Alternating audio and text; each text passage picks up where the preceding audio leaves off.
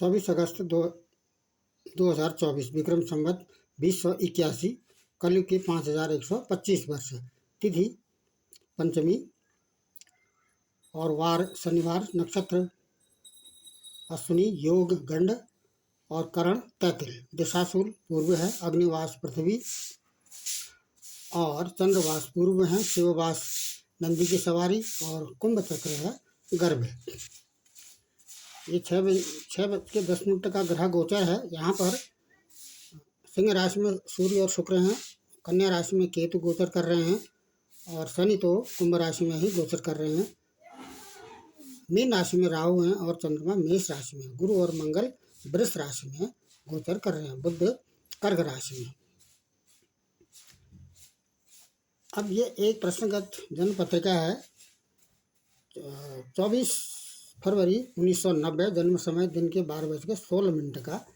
तो ये ग्रहों की डिग्री यहाँ पर, जन्म के समय की डिग्री यहाँ पर इस तरह से दे रखी है। और वृष राशि का लग्न है, गुरु मिथुन राशि में है, चंद्रमा बुध शुक्र और राहु मकर राशि में है, मंगल और शनि धनु राशि में, सूर्य कुंभ राशि में गोचर जन्म के समय गोचर कर रहे हैं और केतु कर्क राशि में है। तो ये ग्रह गोचर और जन्म पत्रिका दिखाने का मुख्य आशय ये है कि इससे पहले जन्म पत्रिका विश्लेषण में बाहर से देखने पर ग्रह कौन से हाउस में है, कौन से भाव में है या किस राशि में है और कौन सी राशि का किस भाव में होने से क्या फल विचार किया जाएगा, और इसके अतिरिक्त नक्षत्रों पर भी बातें हो गई हैं। इस समय जो बात करनी है मुख्य रूप से इसमें जन्म तारा के बारे में। जन्म तारा, जैसा कि जन्म के समय पर लग्न मृगशिरा नक्षत्र का लग्न है, सूर्य सतभिषा में है, चंद्रमा धनिष्ठा में है। जन्म के समय पर चंद्रमा जिस नक्षत्र में गोचर करते हैं वही उसका जन्म नक्षत्र कहलाता है। तो इस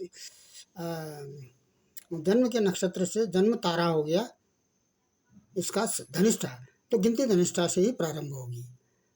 ये हालांकि यहाँ पर सभी नक्षत्रों को लिख दिया जाए और धनिष्ठा से प्रारंभ किया जाए तो जन्म संपत विपत, जन्म तारा, संपत तारा, विपत तारा और उसके बाद विपत के बाद शेम है, प्रत्यरी है, साधक है, बध है और मित्र तथा अधिमित्र, ये तारा हैं। तो यदि इस क्रम से इसको रखा जाए, जन्म तारा यहाँ पर धनिष्ठा आता है तो धनिष्ठा, मृगशिरा और चित्रा इसके जन्म तारा में आएंगी। तो गणना करने के बाद यह स्थिति इस जन्म पत्रिका में देखी गई है कि सूर्य और गुरु संपत तारा में है, चंद्रमा तथा बुध जन्म तारा में है और शुक्र तथा शनि मित्र तारा में है, राहु अधिमित्र तारा में है और केतु प्रत्यरी में है। अब यहाँ पर इन ग्रहों का क्या फल विचार किया जाएगा। चंद्रमा बुध चूँकि जन्म तारा में हैं तो इसलिए इसको अपने जीवन काल में प्रारब्ध के अनुसार कार्य तो कर्म तो करने ही पड़ेंगे।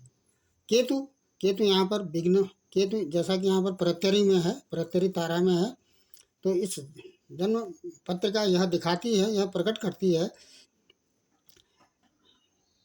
जैसे कि ललाट पट्टे लिखिता विधात्रा षष्ठी दिने या अक्षर मालिका च ताम जन्मपत्री प्रकटिंग विधते दीपो यथा वस्तु घनांधकारे। जन्म पत्रिका ही समस्त घटनाओं को प्रकट करती है या दिखाती है। तो केतु के प्रत्यरी तारा में होने से विघ्न रहेगी, जीवन में बाधाएं रहेंगे, वैर बना रहेगा और विरोध, प्रायः विरोध की स्थिति बनी रहेगी। चंद्रमा और सूर्य और गुरु संपत तारा में है तो धन यश और सफलता इसकी जन्म पत्रिका दिखाती है। और मंगल यहाँ पर बध तारा में है, बध तारा में अपयश मिलेगा और कष्ट बना रहेगा। अपयश और कष्ट की स्थिति यह जन्म पत्रिका दिखाती है। क्योंकि मंगल यहाँ पर बध तारा में है और शुक्र और शनि मित्र तारा में है। इसका मतलब यह है कि सम्मान मिलेगा, सुख मिलेगा और मित्रों का सहयोग मिलता रहेगा। दूसरा, ये तो जन्म तारा का विश्लेषण था। जन्म तारा के आधार पर इस जन्म पत्रिका में लगभग अधिकांश जो ग्रह हैं वह शुभ तारा में है। केवल केतु यहाँ पर और मंगल अशुभ तारा में है। क्यों? क्योंकि बद और प्रत्यरी तारा को शुभ नहीं मानते हैं। ये स्थिति कब आएगी? जब इन ग्रहों की दशा, अंतरदशा, प्रत्यंतर दशा, सूक्ष्म दशा, प्राण दशा आएगी। क्योंकि इस समय इस जन्म पत्रिका में गुरु की महादशा चल रही है और चंद्रमा की अंतरदशा चल रही है। तो ये दोनों जो ग्रह हैं ये अशुभ फल तो नहीं देंगे, शुभ फल ही देंगे। क्यों? क्योंकि चंद्रमा जन्म तारा में है और गुरु देवगुरु बृहस्पति संपत्त तारा में है। दूसरा मानसागरी में यह भी बताया गया है, सूर्य कालानल चक्र। क्या मतलब है इसका?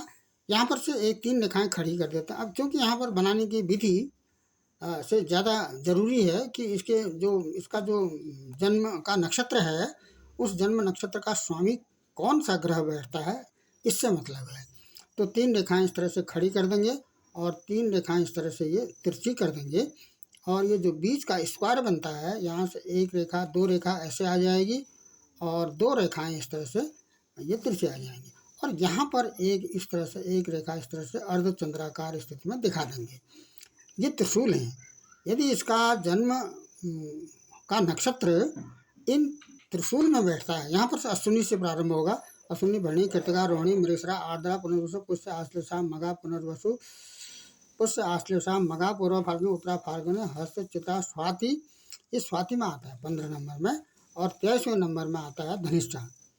धनिष्ठा का स्वामी चंद्रमा और बुध भी धनिष्ठा नक्षत्र में है।